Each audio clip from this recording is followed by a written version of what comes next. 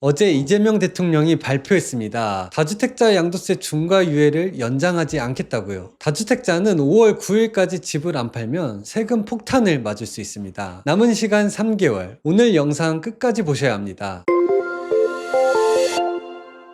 안녕하세요, 김진규 세무사입니다. 오늘 이재명 대통령이 5월 9일 만료되는 다주택자 양도세 중과유예 제도와 관련해 연장은 전혀 고려하지 않고 있다고 밝혔습니다. 매년 한시적으로 이어져 온 유예 조치가 이번에는 종료될 확률이 높습니다. 그리고 비거주 1주택자의 장기보유 특별공제 혜택을 축소하겠다는 의지도 밝혔습니다. 중과세가 다시 시행되면 2주택자는 기본세율의 20%가 더해지고 3주택 이상이면 기본세율의 30%가 더해져 20에서 30년을 갖고 있어도 장기보유 특별공제는 모두 배제됩니다. 서울 전역, 경기도 규제지역 다주택자분들 양도세 폭탄 맞기 전에 집 팔려면 지금 움직이셔야 합니다. 서울 전역과 경기 일부 지역은 토지거래 허가구역인 곳이 많습니다. 허가 받는 데만 보통 2주 정도 걸리는데요. 2월에 설 연휴가 끼어있고 중과 배제를 받으려면 5월 9일까지 단순히 계약서만 쓰는 게 아니라 잔금 지급까지 완벽하게 끝나야 합니다. 팔 수 있는 기간은 3개월 채 남지 않았습니다. 이번 발표에서 가장 충격적인 부분은 이겁니다. 비거주 1주택도 주거용이 아닌 투자, 투기용이라면 장기 보유했다고 세금 감면은 이상해 보인다고 하셨는데요. 먼저 대통령이 언급한 장기 보유 세금 감면, 장기 보유 특별공제에 대해 설명드릴게요. 1세대 1주택 장기 보유 특별공제는 거주를 한 경우와 안 한 경우로 나뉘는데요. 거주를 하지 않은 경우에는 보유기간의 연간 2%를 곱해 장기 보유 특별공제를 해줍니다. 15년 이상 보유하면 보유기간의 연간 2%를 곱해서 최대 30%까지 공제를 받을 수 있습니다. 거주를 한 경우에는 법이 조금씩 개정됐는데요. 2020년부터 혜택이 조금씩 줄었습니다. 2020년에 1세대 1주택을 팔았을 경우 2년 이상만 거주했다면 보유기간의 8%를 곱해 장기보유 특별공제를 받을 수 있었습니다. 2년 이상 거주를 하고 10년 이상 보유를 했다면 최대 80%까지 공제를 받았습니다. 이 법이 2021년에 다시 개정돼 보유기간의 연간 4%, 거주기간의 연간 4%를 적용해서 장기보유 특별공제를 받았습니다. 80%를 받으려면 10년 보유,